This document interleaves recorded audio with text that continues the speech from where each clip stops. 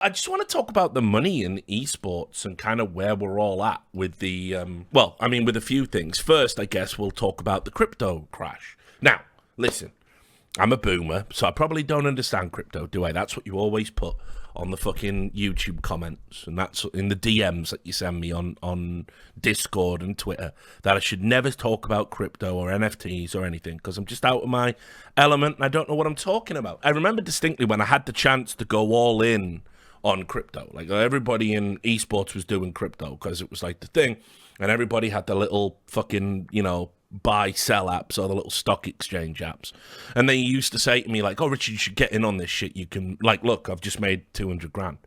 And I'm like, okay, I'm not gonna lie, the prospect of making 200 grand is kind of good. I like that. I wouldn't mind being able to, retire and essentially be a millionaire, at the tender age of 39 years old. But I've got to say that it never sat right with me that essentially your gain was always someone else's loss. And I know people can go, oh, but that's like fiat currency. That's like the stock exchange. Yeah, I'm not really big on insider trading either. And from what I could tell from crypto, it was pretty much all insider trading. Like, the whole market was so volatile. One person saying one thing, like every time Elon Musk would say buy Dogecoin, if you happen to have Dogecoin at that time, you could then sell the Dogecoin for 10 times its nominal price. Not to mention that, as I've always said, and as we're starting to see now, regulation was always going to come in, and the government was always going to shut it down as it was, which was an unfettered, unregulated, entrepreneurial space for people to essentially make money by exploiting idiots. That's what it was. That's all it's ever been. And so it never sat right with me that esports was going all in on this, and it's why I've had multiple offers of crypto sponsors, and I've turned them down every time. I just don't like it because, listen, no one in the esports space will make the connection, right? But I make the connection. I understand it. That, they say loot crates are bad, gambling's bad. It's wrong of me to have a gambling sponsor, apparently, but it's okay if I, was sponsored by crypto and promoting crypto. And I look at all the scams and the rug pulls and all the influencers that have done pump and dumps. And, you can go and see, there's like Coffee obviously covers a lot of it, but there's loads of people that cover this shit.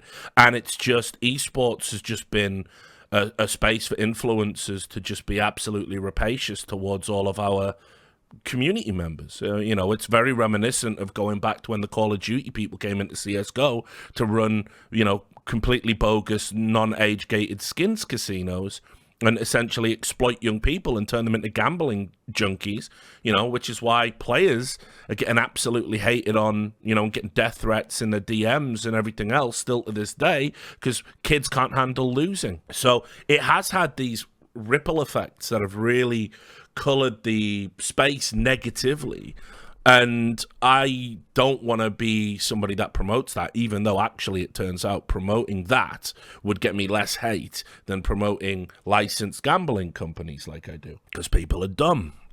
So I always thought it was a bit irresponsible, and every big organization partnered up not just with a crypto sponsor, but then later with an NFT sponsor. And obviously, look, we all know the difference. No point in elaborating on it or going into it. But the idea that, I used to talk to these people in esports and they used to say, oh, no, it's all about Web3. It's all about the tech. And I'm like, yeah, but what you're selling, what you're promoting is garbage. Like, it has no value. It's only going to trend downwards. And people, and they'd be like, yeah, we don't know that. I mean, even Carlos, I've got a lot of time for Carlos. I love Carlos dearly. He's always been a good friend to me and a good friend to people I care about. And that's why, I'm never going to denounce him or renounce him or do what I have to do to stay in the esports clique. Who gives a fuck? Some things have to go above and beyond that.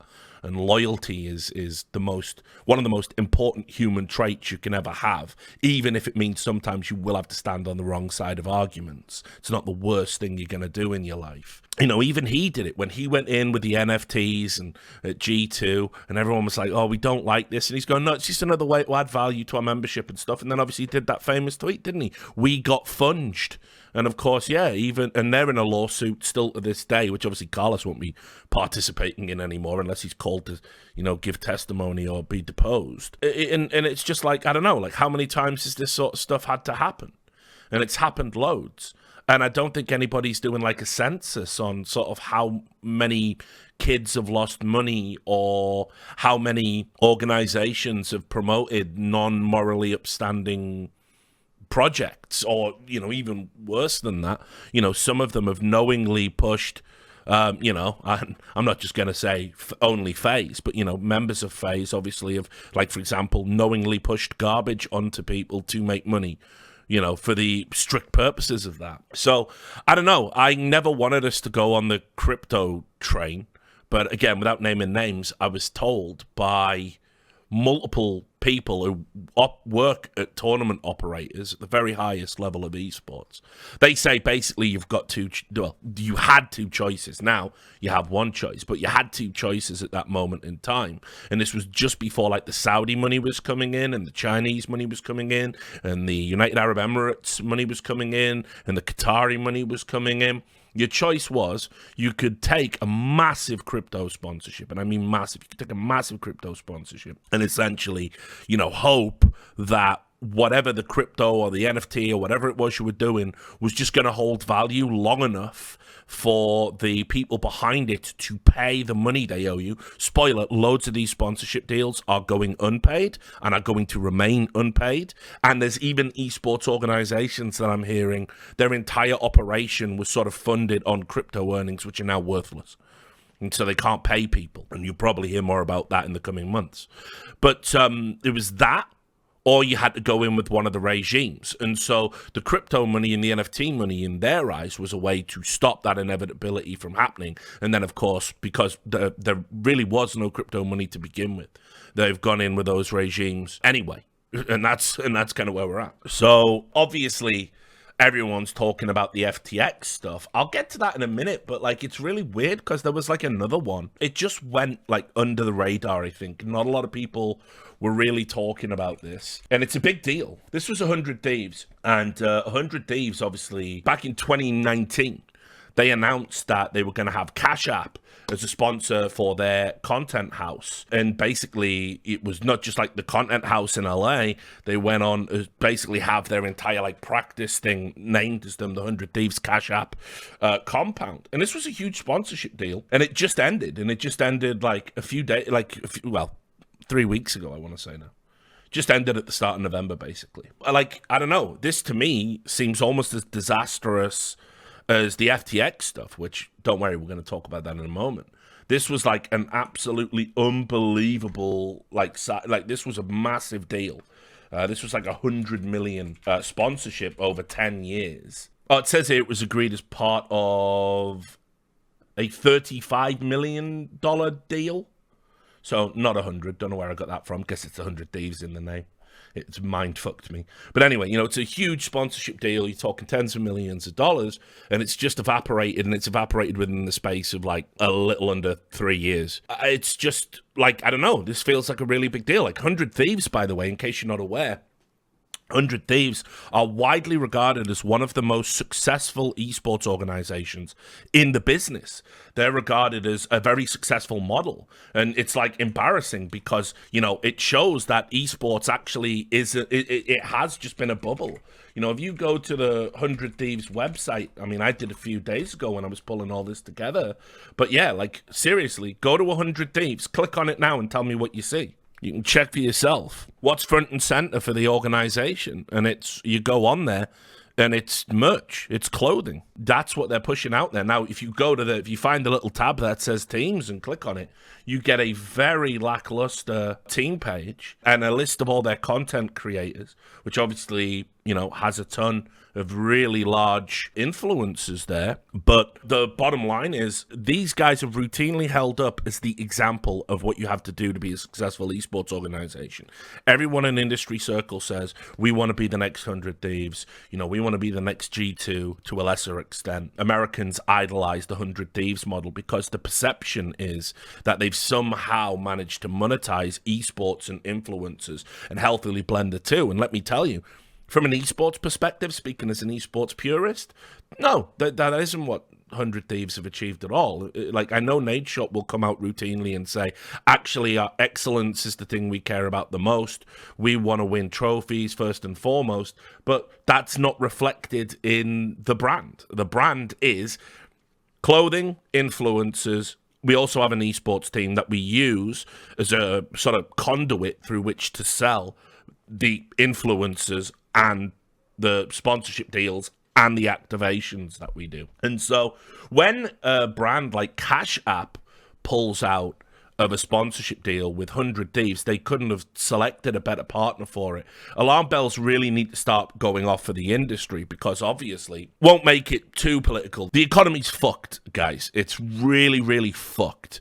I don't know if you've noticed. I don't know if any of you spend money. I'm guessing, for the Zoomers among you, money's what your parents spend to keep you in fucking avocado toast and fucking, I don't know, credit for your fucking phones or whatever. And perms for that god-awful haircut you've got. And the vape juice, right? Money's, that's what they, right? Money's what your parents have, right? So the economy's fucked for real people. Like, it's really, really bad. Across the West, petrol, gas, if you want to call it that in America, those prices are through the roof. That has a huge impact. It's not just you filling your car up. It's the veins, the lifeblood of any country with its freight, typically done by trucks. Now, all of a sudden, that's way more expensive. To transport things has become hugely more expensive. Profit margins are shrinking. You've got global supply lines that are still being blocked by various wars and pandemic restrictions and blockades and other bullshit going on around the world. On top of that, one of the biggest suppliers of natural gas and oil, Russia, that they leapt above America in the overall ratings after the Biden administration come in and put his protocols in. Well, we're essentially in, it's not even a Cold War, it's a lukewarm war at this point, with everybody itching, all the neocons itching to get us fucking killed, and have a nuclear holocaust so they can count their profits in the bunker. But that's had the knock-on effect of, well, Europe and Britain and America, we're not buying that anymore, and that's going to have the knock-on effect of people having hugely inflated and expensive energy costs at home. And so, we're heading for a very cold winter, let's say, provided global warming doesn't come to the rescue. It's a bad time. It's a bad time for everybody financially, and there's no sign of it kind of easing up. And let me tell you, esports is a sham. It has been a sham for a long, long time, and we're headed towards some big problems when the recession kicked in. Now, I'm an old man. I'm 39, and I've lived through the esports bubbles multiple times. I've done 2 esports collapses. Obviously, there was the post-CPL wasteland when basically CPL overshot, overspent, and underdelivered. There was the post-CGS wasteland where the bubble burst, and that was obviously compounded by the subprime mortgage crisis in 2008, 2009, and we didn't really recover until 2010, where new tech, new games, and a recovering economy all gave us a shot in the arm. And I think we're headed for another one. I mean, we're actually overdue a recession, if we're being honest about it. And, just in the eyes of some economists, we're effectively in a recession, all but name.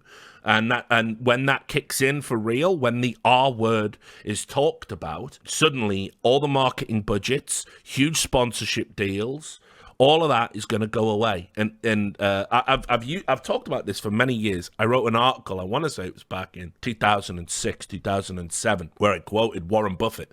And Warren Buffett said, it's only when the tide goes out you see who's been swimming naked. And there is no better description I've ever heard of the kind of bullshit that goes on in esports, the kind of how we present that this is a very healthy industry with loads of money coming from reliable, effective sources. And here's a press release announcing $100 million worth of sponsors and $60 million in a round C, raise of capital, and it's garbage. It's people throwing money away, and they will stop throwing that money away once they realize there is no returns on it, because people don't just throw money away. It's an investment. They want something. And for the longest time, we've not been returning. So the crypto stuff it was always smoke and mirrors to begin with. And I'll just read you this report, and then we'll get into some of the others. Esports organization and streetwear brand 100 Thieves has ended its high-profile sponsorship pact with a digital payment company Cash App, according to 3 sources. The partnership was wide-ranging, touted at the time of its announcement in 2020 as the most comprehensive sponsorship deal in esports history. It called for a 15,000 square foot Cash App branded compound in Los Angeles, as well as branding on 100 Thieves jerseys. The company won a Streamy Award for brand engagement related to the compound partnership in December 2020, and in April 2021, the pair launched a co-branded debit card. Fuck me, what a mess. The compound, which operates as an office, production studio, and esports training facility, also served as a Los Angeles County voting site in the 2020 general election. And again, I'm not going to say anything, but I reckon if you just want to turn over some stones around that, like let's say that you were an award-winning investigative journalist with too much free fucking time on your hand, you might find all of that just a little bit strange. That, the compound was indeed you've got to vote. Voting is your right, and it's the most important vote of all time, as long as you vote Democrat. It was another one of them, right? Whereas Cash App's branding was previously painted on the side of the building, an October Instagram post featuring the compound revealed a new exterior trim promoting Juvie, a new energy drink co-launched by the company and its founder Matthew Nadeshot Haag. The building has previously been painted with other designs to reflect timely promotions. So this is, not great. I don't really know what it means long-term for the finances of 100 Thieves, because obviously the other aspect of it is a lot of these people are registered in places where there's in California, where it's actually quite difficult to get, they'd have to publicly disclose stuff. It's very hard to trace down documents. You don't have a legal right to them. So I don't know, but I mean, my read is that's not great for 100 Thieves. That was a long-term sponsorship deal. That was a essentially title sponsorship deal. Their name was on a fucking building. I don't know who's going to get saddled with the rent. You know what I mean? It's it's really bad. And, if 100 Thieves were to fall, in the same way, back when the Overwatch League was about to collapse, which and has been artificially propped up by Activision Blizzard, all in vain, because as soon as the Microsoft takeover goes ahead, one of the first things I bet they'll shut down is the Overwatch League. Anyway, remember I told you that.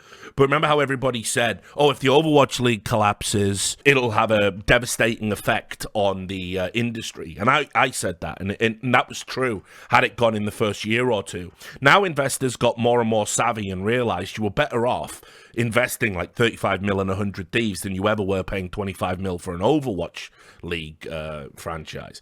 They know the difference now, right? Unfortunately, it's not going to change the outcome of where we're at. And headlines like this are really, really damaging. So the FTX incident, I guess, it's too big to even really get into right now. I barely have a handle on it. I've been looking into the stuff in the Bahamas, the property ownership, the political donations, the correspondence between the White House meetings and announcements of money going into Ukraine, the Ukraine as a country sponsoring the FTX exchange, announcing a partnership with an aid think crypto for aid thing, charity going back their way. It's one of the most mental stories, and it's not going to get covered correctly in the press. You can guarantee that. Again, turning over stones. Journalists don't like to do that. Indeed, at the same time FTX collapsed and the Biden administration were announced that they were going to give legal immunity from any form of prosecution for the murder of Khashoggi to the Crown Prince of Saudi Arabia. The journalists were complaining about Twitter and Elon Musk. You don't expect these people to ever do any real work. They don't care. They just want their fucking $12 lattes and their $19 avocado toast brunches, and that's it. That's all they really give a fuck about. They don't give a fuck about anything. So anyway, here we go. I'll just remind you of how big this sponsorship deal was. This is mental. It's one of the biggest sponsorship deals in theory, I've ever seen. TSM signs a 10-year, $210 million naming rights deal with the crypto exchange FTX. You need to think about that, like $21 million a year just to have .ftx after TSM. And also the deliberate announcement of a 10-year sponsorship deal. Why would you do that? Why would you commit to that? Well, I'll tell you why. It inspires fake confidence, faux confidence in the product, in the project, in FTX. Hey, listen, we've got enough money. We can go for 10 years. We'll definitely be here in 10 years. Of course, obviously, this deal announced just in 2021, and FTX is a pile of smoldering rubble right now. But there it is. TSM signed a 10-year, $210 million naming rights deal with the FTX Trading Limited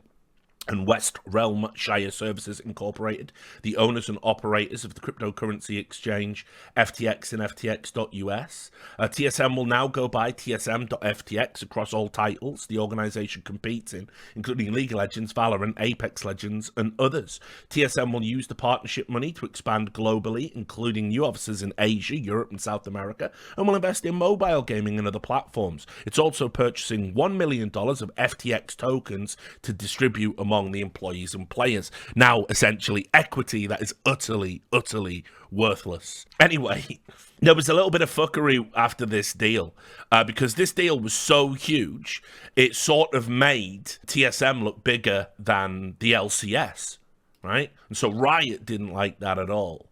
So the first thing that came out in the aftermath of this announcement was that Riot Games would be prohibiting TSM from using the new FTX sponsor in League of Legends and Valorant events. And again, this was reported by Jacob Wolf initially.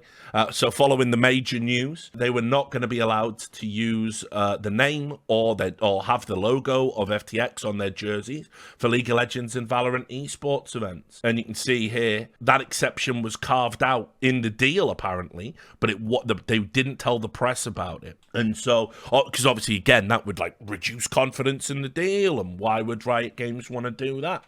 And you can see here, the announcement came from the Riot Games head of esports for North America and Oceania, Chris Greeley, telling Esports the cryptocurrency sponsorship does not violate LCS regulation, but it does go against Riot Games restrictions about cryptocurrency partnerships. This is another thing, by the way, which is a huge problem in the industry.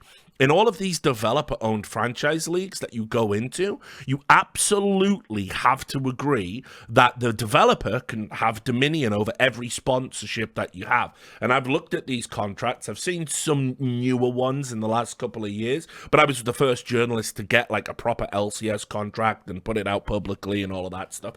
And the sponsorship agreements are ridiculous. You know, it's like anything they deem to be disagreeable, you can't have. And of course, in an industry with limited revenue streams and limited financial opportunity, that's incredibly harmful. It's another reason why you just don't get in bed with the developers. If a developer doesn't understand that you as an org need to fund what is an aspirational business tool for the developer themselves, you know, then what can you do? And listen, I get it. I do understand, you know, for example, why you might not want, I don't know, some type of business that has ties to like organized crime. More on that in a moment. Or something that's a dangerous product that's been recalled, or, you know, whatever it is. I get it. That's obviously optically terrible and irresponsible. But by the same token, the idea that I can have a shooty bang bang game where we run around and we fucking dome each other in the head, you know, but I can't then be sponsored by an alcohol company, that seems ridiculous to me. I think, you know, we need to definitely give esports an injection of adults. We need to hit it with the fucking grow-up gas because, you know, we're catering to fucking the youngest part of the demographic. And now, at the upper end of the esports demographic, my audience, you're going to find 45-year-olds. I got a fucking 52-year-old in the community. Not you, Cav. You're 60. So, you know, it's crazy that we sort of infantilize our business. Anyway, of course, though, Riot Games were like, yeah, there's restrictions on that crypto thing that you do. And so there you go. Esports Insider. FTX were named the official cryptocurrency exchange of the LCS just 1 month after they publicly said TSM weren't going to be allowed to use the name in their league. And what was really going on behind the scenes was basically like apparently FTX had reached out to TSM. TSM did all the legwork. Riot got wind of it because obviously they talk to the leagues. And basically what I was told is that the Riot were like, wait, if they're giving out free fucking money, we can totally get on this shit. Why sponsor a team in the league when you can sponsor the league itself? And they just swooped in and gave him a proposal with the added clout of knowing they could just stop TSM from fucking using the names. Their league. Don't like it? Get the fuck out of LCS. And by the way, if you remember when I published a story, which should have blown up, it was one of the biggest stories of the year, but of course it was suppressed by Reddit moderators, who were obviously in league with Riot and God knows what else. There was the story that TSM were considering selling their LCS slot. And obviously things like this do make you weigh it up. But no, Riot Games came in. And so Riot Games, after all their talk about due diligence and responsibility, went straight in with FTX. Here it is. This was a 7-year partnership, right? And through this deal, FTX was going to present the Most Improved Player Award, and FTX branding was added to in-game gold across LCS matches. The financial terms of the deal were not disclosed. Riot explained the partnership in an official blog post, citing consumer interest. At the forefront of every LCS partnership, we consider the sentiment and interests of our fans, the company said. This data strongly informs us our decision-making process, helping us hone in on partners who are relevant to our audience and can elevate the LCS for years to come. Those metrics pointed to a direct interest in the crypto category, where FTX stands out as an innovative, thoughtful leader in a space our fans understand. Together, we've only just begun to press our advantage. Well, what about today, dickheads? It's the evergreen statement about esports. How can you lack the foresight to think that this was there? Like, yeah, this is fine. They're giving out fucking billions of sponsorship deals all over the place. I'm sure they'll still be here in 7 years. Why wouldn't they be? Unbelievable. I would love to get Riot Games pinned down on this because essentially you not only, like TSM could have carried the can, but no, you manufactured it to be like this. And now here we are with this FTX stuff. And trust me, it's not just that it was an irresponsible crypto business that went bust. You hear about that every day. Or it was a rug pull. You hear about those every day. It was that. This is a scandal. It is a scandal. There are DMs coming out, by the way. Let me show you this. The guy behind FTX, Sam Bankman, is it Freed or Fried? I've been saying Freed. Is it pronounced Freed? I know he looks like Ethan Klein's Ethan Klein's younger brother, like his little bro. Ignore that. Okay, like just the likeness is uncanny. But anyway, if you come down here, a big part of FTX was this guy who, spoiler, he used to play League of Legends, right? He apparently used to sit in investor meetings and play League of Legends while he was talking to investors. So no doubt Riot fucking lapped that up, right? Because they love it when you play their games. And he could probably show them his account and, our game's so important. It's what we always wanted. He was going and doing these things where he was talking about like earning to give away his money, earning to do good. And so he created this concept called earning to give. And earning to give was why everybody was wanking off about these people, because they were like, look, we're giving $100 worth of crypto to everybody so they can get just standard PR stuff. Anyway, this dickhead was talking to a journalist in his DMs, and because he's a clown, he had no fucking clue, like, off the record, on back. Like, first thing you do before you talk to a journalist, this is all off the record, yes? You cannot repeat any of this. And you get it written down or you get it recorded, because they will fuck you. You have to, right? So anyway, this is the Vox journalist that covered the story. You said a lot of stuff about how you wanted to make regulations, just good ones. Was that pretty much just PR too? There's no one really out there making sure good things happen and bad things don't. Usually there's only one toggle, do more or do less. Yes, it was all just PR. Fuck regulators. They make everything worse. They don't protect customers at all. And then, hang on, this is where he says as well, Right, this is the next bit. He says that they can't actually distinguish between good and bad. It's just do more business versus do less business. Put up more moats versus put up fewer moats. And no one will. But you want to know the truth? No one's doing it in the rest of finance either. Which again, yeah, who knew, right? Like, I who could have foresaw that? Yes, eventually crypto would kind of reach the lowest common denominator of being fucking regulated to shit and it just being one scandal after another until the government essentially takes it over. Unrelated to this, by the way, the US government has been talking about creating a digital dollar, a virtual dollar at the same time, which if that happens, by the way, like, get the fuck out of Dodge. So anyway, the FTX collapse was just crazy. It sort of happened very quickly. Nobody wanted to touch the exchange. It was declared essentially a toxic asset by other exchanges and other crypto people. There was all a hubbub and all of that stuff in the crypto space. See here, eventually on the 16th of November, just last week, TSM suspends its $210 million naming rights deal with FTX. A North American esports organization suspended the deal with the beleaguered cryptocurrency, and they put a statement out, they put a press release, and they basically said, FTX branding will no longer appear on any of our org, team, and player social media profiles, and it will also be removed from our player jerseys. This process may take some time to complete, as some of the social platforms have made changes to their product features. In other words, what happened there was, you can't change your name on Twitter right now without losing your verification. It's a new thing our boy Elon's brought in. It's why, by the way, if you've seen it, Count Dankula is just called Giant Penis, right?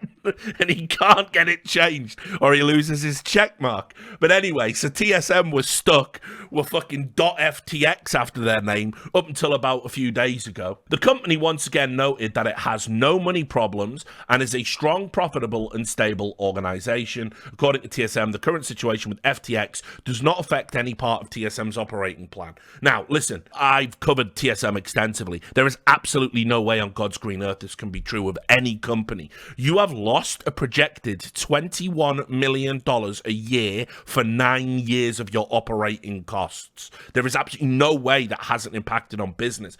In fact, just before the FTX thing collapsed, I think TSM laid off something like 20 people behind the scenes. And so, you know, all of these orgs, by the way, are massively downsizing. TSM's had a lot of layoffs. 100 Thieves, like, If you just put in Twitter, and again, I urge you to do this for yourself, today is my last day with 100 Thieves. Just put that in quotation marks and search for that on Twitter and look at how many people have typed that in the past few fucking weeks. It's actually staggering. These orgs are not in rude health. And the idea that, by the way, we can just tank losing a $210 million sponsorship from which it sounds like they're not going to see a penny. Nah, that's absolute bullshit. So far, it's only TSM that have openly spoke about it. LCS, I don't believe, have made a statement yet.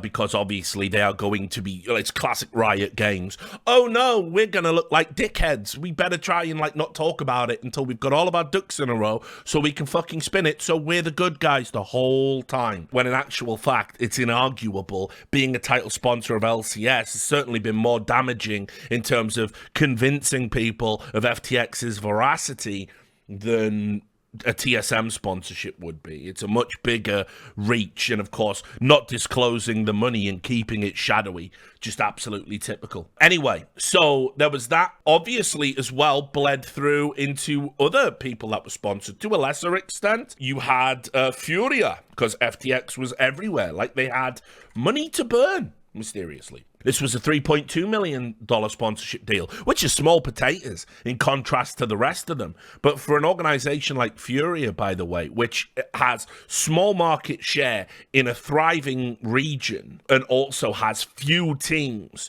it literally has worked on private investment money for a long, long time. It has had very small sponsorship deals to chip away because, again, if I'm going to have a sponsorship in Brazil, there's just bigger orgs. You know, even some of the newer orgs that don't have Furia's history. So a 3.2 million cash injection back in April, very, very welcome for Furia. I don't know how much of that is going to have manifested because remember, it was signed in April and it's a $3.2 million deal for 1 year. And so generally what happens with the bigger sponsorship deals is they don't pay it all up front. They drip feed it in, quarterly amounts or monthly amounts or, whatever, or sometimes annually, and you get it at the end of the tenure. So again, it's entirely possible Furia didn't see a penny of this. They've not made any statements. We don't know. So, look, I'm very sympathetic towards an organization like Furia, let's say, a small organization that thought they'd hit a jackpot with what probably would have been the biggest sponsorship deal in their history. Yes, they should have done some due diligence. Yes, probably you should stay away from crypto sponsorships in general. It doesn't feel to be a particularly stable industry to take your sponsorship money from, especially for long-term deals, as we've seen. But I can't have any sympathy for an org the size of TSM or indeed an entity the size of the LCS.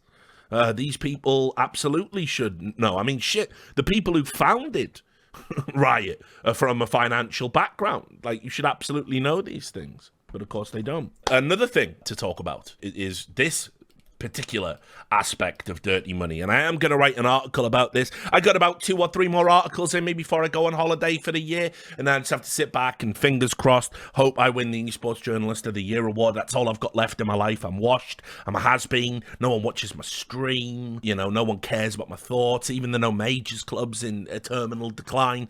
We're going to be watching bot games soon. It's rock bottom, like our friend Wings of Redemption. But one article I am certainly going to write up is we need to talk about this, right? Because this is 1xBet. And for those who don't know, 1xBet, it was a company founded by Russians, which then subsequently got shut down in Russia, obviously shut down in America, a few other countries. The individuals behind it invested heavily in Cyprus, and well, one of them certainly did, and they've essentially fled Russia to avoid answering to the Russian authorities, and they're currently living out their days in countries that have non-extradition treaties with Russia. Spoiler, that's pretty much all of them right now. So, and this isn't to be confused with the Navi GG bet thing, but one of the things that I find super interesting is Virtus.pro, right? Now, Virtus.pro have handled the whole invasion of Ukraine like absolute dickheads. They've had members of their teams essentially do things that are very unsavory, like drawing a Z on a minimap in a Dota game against the Ukrainian team. They have consistently said, no, we are the good guys, why? Like, the borderline Russian nationalist talking points. And anyway, they changed ownership and they changed hands to an Armenian organization. They have had to be called outsiders in CSGO, and they will have to be called outsiders at Blast World Championships coming up, despite the fact Blast has no investigative capacity. Let's just say this now. ESL and Blast investigating the ownership of fucking Virtus.pro. Who are you? Which one of you understands business paper trails? Which one of you is an investigative journalist? No, you've just made the decision to try and have your cake and eat it, and that's all it was ever about. The whole thing with outsiders, it wasn't really a sanction. Even then, by the way, the Usmanov ownership was so obfuscated, it was assumed rather than proved, and now they've got an Armenian ownership to the point where Valve have said, we're happy for them to be called Virtus.pro in Dota tournaments again. It should absolutely be emulated in CS Go right now. I don't care if you don't like it. I don't care if you suspect it's shell companies and it's all a lie. If you can't prove it, you can't take sanctions. That's got to be a given, by the way. And look, sure, history is gonna, paint this period as particularly bad for like Russian organizations and Russian businesses for obvious reasons. But just looking at it from an esports history perspective, Virtus.pro have made an unbelievable contribution to esports throughout its history before these issues. They've just won a major. Virtus.pro funded the team that won the major. Enough with the nonsense now, right? It's as simple as that. You are not saving Ukrainian lives by pretending an esports team has a fucking honey badger for a logo. Grow the fuck up. And it especially is pathetic when you consider that ESL is literally funded by Russians. They take a Russian sponsorship deal from a dubious Russian betting website that they have absolutely refused to talk openly about, except to say, yes, we have given ourselves permission to take this money. So what is it? Is Russian money bad or is it good, ESL? Because I'm kind of like trying to fucking get it all right in my head. So here it is. This was only in 2021. and they announced it. ESL Gaming, the world's largest esports company, today announced 1xBet, one of the world-leading bookmakers, as the first ever exclusive global betting partner of the ESL Pro Tour CSGO and ESL 1 Summer and Winter Dota 2, running throughout the entirety of 2021 and up until IEM Katowice 2022. The partnership sets both parties up for continued success as industry leaders in esports. The global partnership will see 1xBet and ESL work together to enhance the overall experience for esports players and fans. Planned innovations will include bringing special custom segments such as data-driven player impact cards, match predictions, and custom maps throughout the year in both CSGO and Dota 2 broadcasts. We are delighted. They're delighted to have this Russian money from a dubious betting platform. We are delighted to have teamed up with 1xBet for the first time in what is truly a global partnership. Here at ESL, experiences are at the heart of what we do, and we have no doubt this landmark partnership with one of the global leading sportsbook will improve the ESL Pro Tour CSGO experiences for players and fans round the world, said Jasmine Hasbach, the Director of Global Brand Partnerships, the Director of Global Brand Partnerships at ESL. So I want you to just try and process, right? Here are the teams that got sanctioned, right? Here are the teams that got sanctioned for being Russian in the great esports contribution to we're going to save Ukraine, right? Here's what happened. Gambit, another legacy organization that had just got on its feet, stability-wise, and then had to pull out of like Valorant and pull out of CSGO. They had publicly said we stand for peace. They went as far up to the line as you can in Russian society without getting arrested. They tweeted out, we want peace. By the way, that's 15 days in prison if the state decides to take an interest. And maybe worse if you can be considered as, I don't know, like inspiring revolution. And they can hit you with a fucking, much harder charge, right? So that was what they were facing at the time they spoke out about it. They spoke out about it. What was the reward? Did we say, listen, Gambit, great, we love you, solidarity, nah. They basically got pressured into selling their fucking jewel in the crown, their CSGO team, which is now representing a North American organization that used a proxy Norwegian business to buy the talent at a knockdown price to exploit a fucking tragedy so a North American organization could be back on top. Wicked. Love that. Love that. And that's before you even get into just the overarching fucking hypocrisy of, we're a Saudi Arabian-owned company literally funding a fucking human rights crisis in Yemen by essentially just bombing them. 400,000 people fucking displaced and starving. Hundreds, over 100,000 people dead. 60%, like, massive child fucking casualties, and we're doing that and then talking about Ukraine, and then on top of that you're funded by Russian money anyway. I don't know, seems like a fucking sham to me. It gets even crazier because when you look at this, and we'll come to why 1xBet's a problem just to begin with in a moment. One of the other Russian organizations that weren't penalized in any way, shape or form was Team Spirit, right? Now, Team Spirit, yeah, they've decamped to Serbia. They've changed, where they moved to. But, so just process this, okay? The invasion of Ukraine happened in February. Yeah, it's been that long, right? Here's the announcement in May. 1xBet becomes a sponsor of esports organization Team Spirit. Now, Team Spirit weren't sanctioned. Team Spirit were told they could come and compete anywhere they wanted. They didn't have to change their name, their logo, remove their sponsors or anything like that because they live in Serbia. We don't know who owns Team Spirit. We don't know who owns Team Spirit. They've never disclosed it. They've been asked multiple times, who owns you? Where'd you get your money from? And they don't say anything.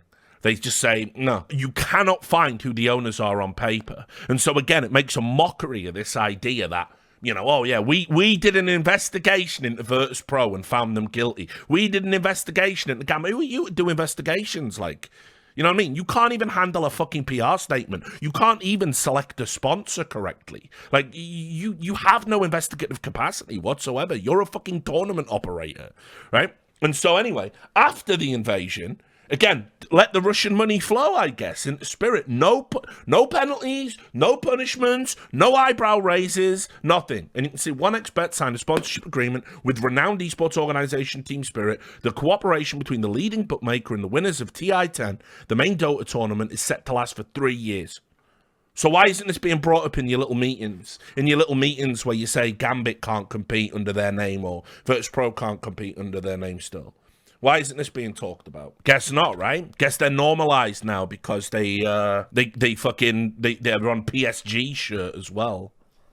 Right? So let's talk about the problems with 1xBet. So this was an article on Josimar, which is like a Norwegian sports blog. As blogs go, it's pretty well regarded. This was an article about 1xBet called Ball Street. You can go and look it up. It was brought out in June 2022, so after these sponsorship deals that I'm showing you. And it talks about the problems of it because obviously they've been sponsoring multiple football teams, which, by the way, perceptually, that gives them legitimacy. If you look at the finances of these football teams, especially like Barcelona and fucking these clowns, like, they're just taking money everywhere. In fact, Barcelona is probably the most esports team that there is in mainstream sports. It is just full of financial corruption, full of lies, taking money anywhere and everywhere they can, obfuscating how they do it, dodgy deals. Like, I mean, yeah, Barcelona is effectively an esports team. Anyway, this is a great little piece just talking about, I'm just going to read a lot of this because I think it's good that you have the context and maybe you don't have time to read it yourself. 1xBet is being pursued in a class action lawsuit by the Foundation for Representation of Victims of Online Gaming, which represents a group of players alleging that they are due a total of 1.6 million Netherlands Antillian guilders, which is about 830,000 euros in winnings. A court in Curacao first ruled against 1xBet's parent company, 1xCore, last year. And by the way, if you know about the licensing, and I've talked a little bit about this because it's relevant, the sponsors I take are like, listen, when you get a betting license, there's basically like levels to it in terms of its regulation. And so the people I've always worked with are regulated in the UK and they have a license in the UK. And that's because 25% of my audience is from the UK. It's the second highest significant amount of an individual country after the United States, which is something that still blows my mind because I'm always banging on America all of the time. And it is very hard to get a license in the UK. My current sponsor, Midnight, have that license. You jump through lots and lots and lots of hoops. You have to be absolutely clean on a regulatory basis. They've just brought in recent changes, by the way, that are impacting on the ability to have gambling sponsors in the gaming space. So, for example, there's talks that it could affect the Premier League because the argument by, I think it's called the ASA, the Advertising Standards Agency, they're arguing that if a footballer has a gambling logo on his shirt, then that is promoting it to teenagers because they have so many teenage fans. And so it could impact on the Premier League. Another thing that got brought in just after these changes last month in October is that you can no longer put gambling adjacent to video game footage, which is why the old Midnight promo used to have CSGO in it to talk about the esports side of things, and now it doesn't. Right? Because they follow what the ASA says. They're responsible like that. In the UK, there is a lot you have to go through, and that's why I feel comfortable working with them. All the people who say, you gambling's evil and you're promoting it to kids, and I'm not doing any of that. Never done any of that. Never done anything close to that. I am more responsible in terms of how I promote things than video game manufacturers are with loot crates. And I know that. And that's why my conscience is never going to be pricked by those pricks. It's not going to work. But then you start getting into the murkier world of licensing. Where do you get? Now, Curacao is a place that's regulated. Sure, if you have a license from Curacao, it's fine. But it's not as regulated as other parts of the world. And there's obviously, people say you can get around regulations if you know the right people and a bit of money here and a bit of money there. And so to be ruled against by the Curacao licensing board, that's pretty fucking wild in gambling terms. So, yeah, exactly. There you go, Vistor. You're right. Yeah, they've locked their Twitter temporarily while they come in line with the new ASA regulations. Yeah, absolutely. That's a responsible that's what a responsible betting company does. Yeah, I know. It's crazy, right? They're actually like, okay, we've got to do this now. Yeah, that's right. Well observed. But anyway, so Curacao is there. And then after Curacao, there's other areas, tax havens, Eastern European countries and stuff like this. And so there is a degree of licensing. For a company of 1xBet's size to be ruled against in Curacao is like almost unprecedented. It's bad. And again, it's linked to one of the industry's dirty secrets, which is, and it always makes me laugh, because I remember when Monty and Thorin were getting attacked for promoting a cryptocurrency betting site, which again, remember, I get told I'm taking money from them every day by morons on the internet. There's even an account called something like on Reddit called Crypto Betting Shill or something, and it talks about me. I've never took a penny from that company and never will, and that's just so I can sleep at night. And I've, as I said earlier, I recently turned down something like a $10,000 a month sponsorship deal with a website because I just don't want to be adjacent to that stuff. Right? Now, the difference being, though, the reason they had a bad reputation was because a couple of people came out and said, they haven't paid me my money. Well, dude, that is every complaint about every betting site. If you win too much, they will find an excuse. That's like one of the dirty little secrets about the betting industry. Everybody knows it. Don't believe me? Go think of the most mainstream betting company you can think of. Google their name, go to Trustpilot and look at the complaints. And do you know what the complaints are? I don't get my money. They lock me out of my account. They refuse to give me my winnings. It's all the same shit. And this can be for a variety of reasons. This can be because, like some people refuse to provide ID. Some people had bet on dubious games. But, it happens all the time at every betting site, right? So I'm just letting you know. But anyway, so that's what they're being pursued for here. And I'll continue.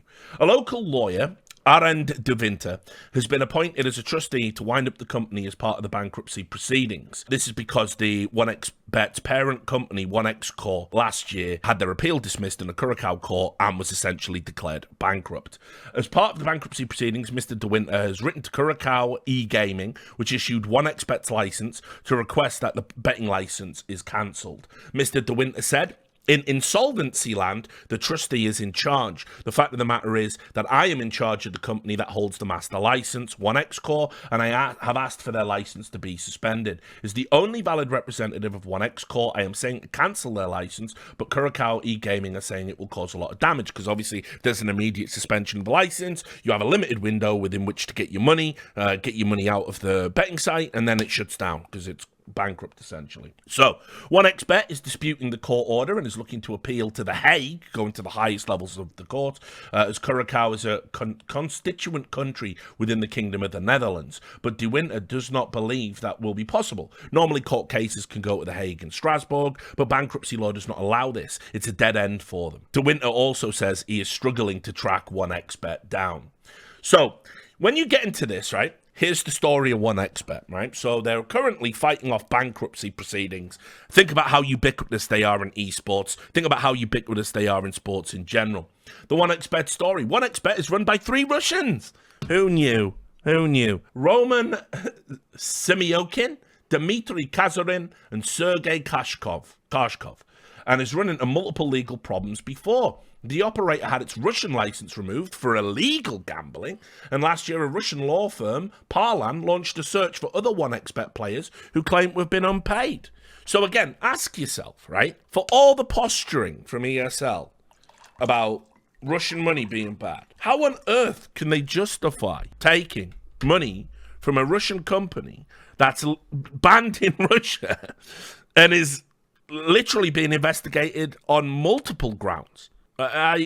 Surely, this is a bad deal. In August 2019, a Sunday Times investigation uncovered that 1xBet was offering odds on children's sports, as well as promoting a Pornhub casino featuring topless croupiers. So again, remember, right?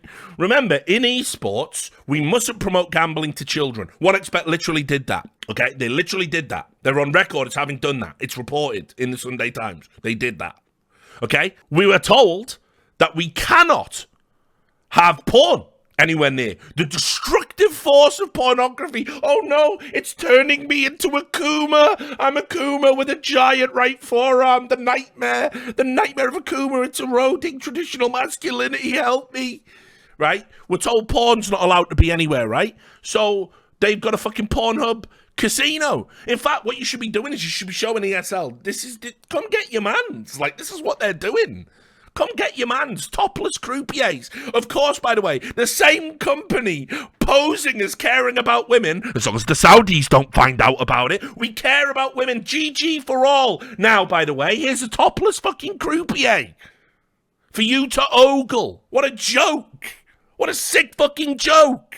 After a UK Gambling Commission inquiry, OneXBet suspended its UK operations, and Chelsea, Liverpool and Tottenham ended sponsorship deals with the company. And that's something, again, key to understand. When I talk about UK and regulation, the UK actually fucking does stuff.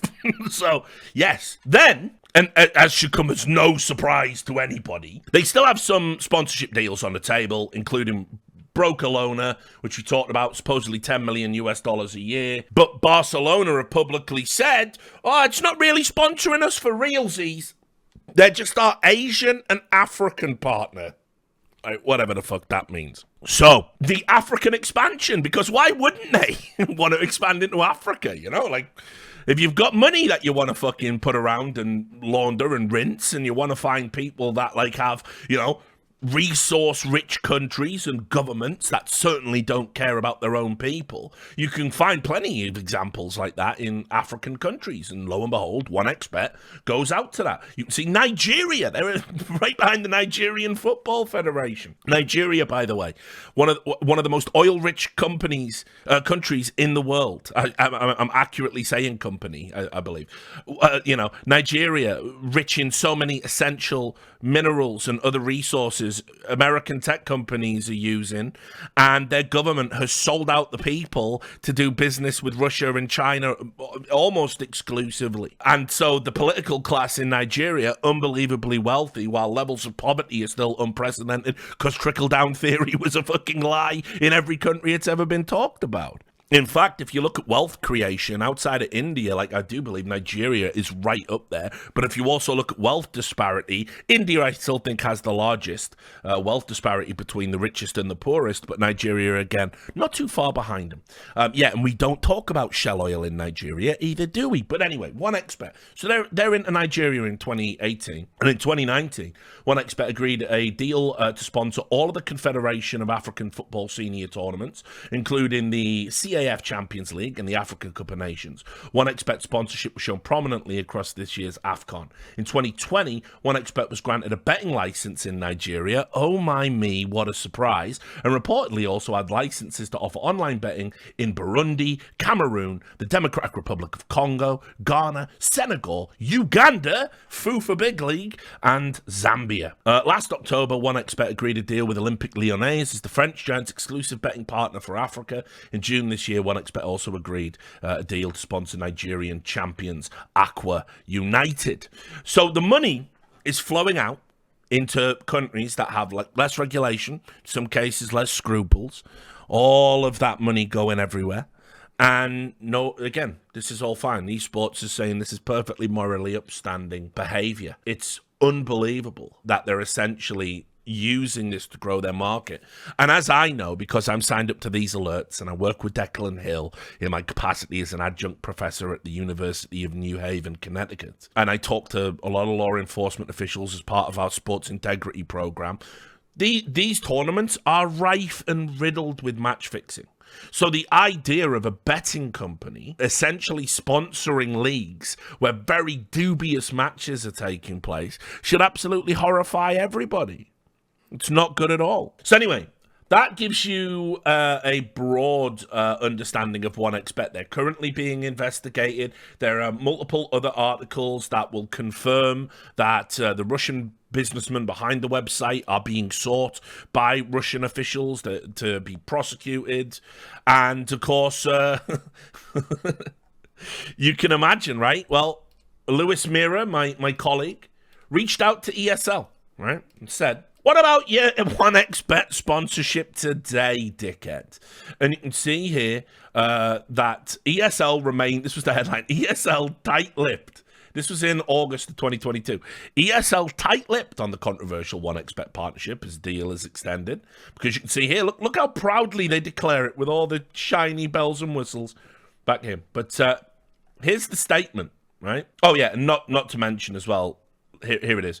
According to the Sports Integrity Initiative, 1xBet was founded by Russian businessmen. The trio was on the wanted list for the Investigative Committee of Russia, which found 1xBet guilty of generating 63 billion rubles, or over $1 billion US in illegal gambling income. But they currently reside in Cyprus, so they can't be touched. So that's how much we're talking about. It's $1 billion worth of potential fraud. And ESL are like, can we have some of that fraud money, please? The Proper Par Esports project. Anyway, the news of 1xBet's bankruptcy only adds fuel to discussions about ESL, one of the biggest esports companies in the world. Earlier this year, ESL and tournament platform Faceit were acquired by Savvy Gaming Group, which is backed by the Saudi Arabian government public investment fund. Additionally, ESL has come under fire for its partnership with the US Air Force. So here it is. DeSoto put a number of questions to ESL. We asked if ESL is aware that 1xBet has been declared bankrupt in Curacao, and if so, why the partnership is still in place. We also asked about the conclusions of the alleged investigation launched in 2021 into the claims against the betting company, and why there's been no announcement of the renewal of the partnership. In a brief statement, ESL simply said, yes, 1xBet is still our partner, and we continue working together. That was the statement. I couldn't believe it when Lewis sent that to me. Lewis he messaged me on Discord and he went, bro, like, because I try and spend as little time on Slack as possible, as the Soto no doubt are one day going to fire me for just disappear for days at a time, but whatever, you know. Editor at large, I've got to be at large, or, you know, not my job description. But he just sent it to me and said, this is the email I just had back from ESL, by the way. And I saw the questions he sent. All very thorough, very professional. You thought they would have wanted to at least answer some of them. One sentence. That's not like a sentence taken out of the email. That's the whole email. ESL, ladies and gentlemen. By the way, you know, they want you to think they give a fuck about anything and have principles. They don't. It's all over. So we got a real problem, man. Like with evil money, dirty money, and non-existent money. Like, they're the three types of money in esports. You pick your poison. You can have the tyrannical blood money, right, from the fucking evil regime with the human rights violations, or you can have the dirty money from companies like that, or you can have non-existent money like the fucking crypto money, and that's it. So when people say to me, oh, like, the industry's in a great place, Richard, you must be so proud of how far it's come. No, we've been going backwards, dude. Anyway, hell of a run. Yeah, I agree.